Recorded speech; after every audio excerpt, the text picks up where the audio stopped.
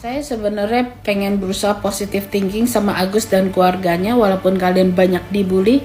Tapi begitu saya tahu perkembangan terakhir, kamu sama seorang pengacara niat menuntut Novi, bahkan merasa berhak atas channel YouTube-nya Novi, pengen bagi hasil gitu. Wow, kalian itu sangat tidak tahu terima kasih. Kita nggak boleh gitu loh sama orang yang nolong kita. Saya kasih tahu ya Agus ya. Densu mau nolongin kamu itu karena mandang Novi, tahu kagak? Seluruh rakyat Indonesia bantuin kamu itu karena juga mandang Novi sama Densu kredibilitasnya. Kalau kamu yang ngusahain sendiri belum tentu nih viral sampai dapat sumbangan 1 miliar, asal kamu tahu ya. Lalu sekarang kamu merasa Novi punya niat jahat, pengen merampas hak kamu, yang bener aja Gus. Dia dengan baik hati loh tidak memotong sepeser pun dari uang donasi kamu. Di platform lain itu dipotong loh Agus, asal kamu tahu aja. Ya, Novi itu pingin nyelamatin uang itu karena supaya donasinya tepat guna ke kamu, demi kepentingan kamu. Karena dia ketua yayasannya, dia yang bertanggung jawab. Kan dia yang ngomong ke publik untuk open donasi ini. Paham gak? Dan ada undang-undangnya bahwa donatur tuh berhak tahu ini donasi digunain untuk apa aja. Kalau terjadi penyalahgunaan, yang harus tanggung jawab tuh Novi. Kamu tahu nggak? Novi tuh bisa dipenjara gara-gara urusan ini. Itulah kenapa dia minta kalian terus terang. Tapi kalian begitu lihat donasi segitu besarnya, kalian gelap mata. Fokus kalian berubah. Kenapa saya bilang fokus kalian berubah?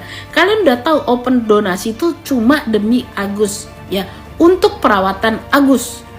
Oke lah, Agus bilang kondisi matanya sekarang berubah, kondisi matanya sekarang tidak ada harapan, katanya makin memburuk.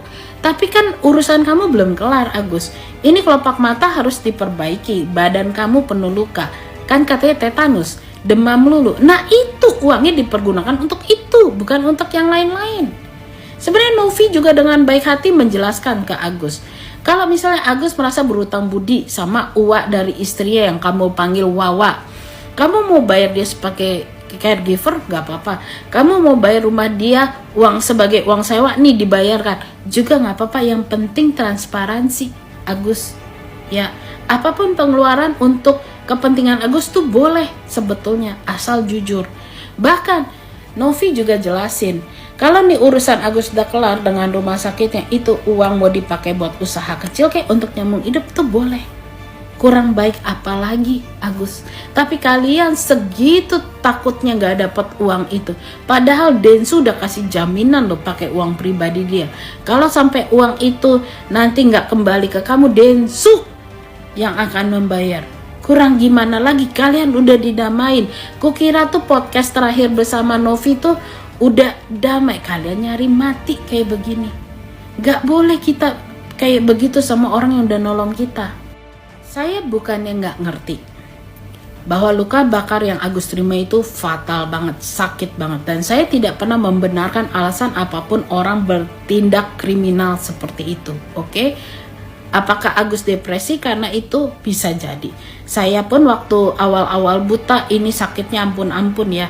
Retina saya tuh pecah, kornea saya sampai detik ini selalu menyakiti saya.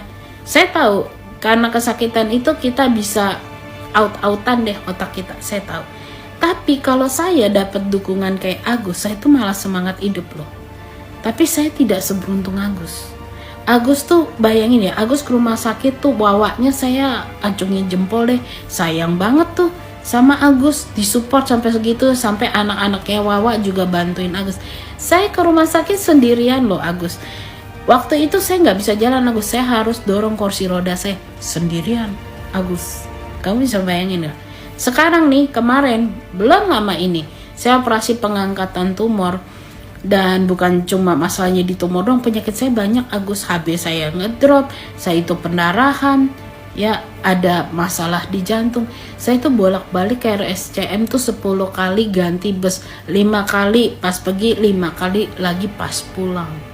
Saya sampai pingsan di RSCM, tahu nggak Agus? Ya, akhirnya susternya bilang, kamu gak boleh lagi kayak begini, kamu harus ada yang nemenin. Tapi saya kebanyakan tuh berobat sendirian Agus, gak ada support. Saya bangkrut Agus, Saya di PHK berapa kali karena saya keseringan di rumah sakit. Penyakit saya tuh penyakit nyebelin semua. Saya udah bosen juga dioperasi. Ya, saya pernah dapat bantuan cuma sedikit, Agus. Paling banter nggak sampai 1.500.000. Tapi saya nggak kayak Agus, saya berterima kasih dan saya gunakan uang itu dengan baik-baik. Saya kasih tahu teman saya uangnya saya pakai buat berobat, buat naik bus, buat ini, buat itu. Itu loh saya ngupdate ke teman saya, padahal uangnya cuma segitu. Lah Agus 1 miliar nggak mau ngupdate.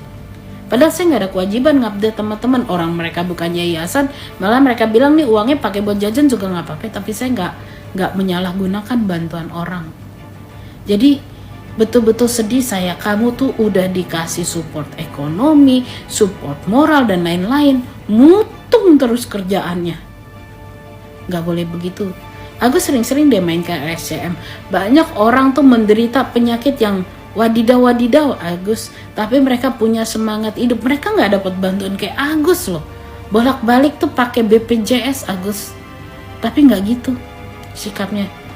Nah, satu hal ya yang saya mau ingatkan Agus. Dulu Agus punya masalah gini kan karena Agus berantem sama bawahan kan. Agus bilang kesel punya bawahan, udah tahu salah nggak mau ngaku salah, ngeyel. Kamu saat ini sedang ngeyel kayak bawahan kamu. Ironis nggak?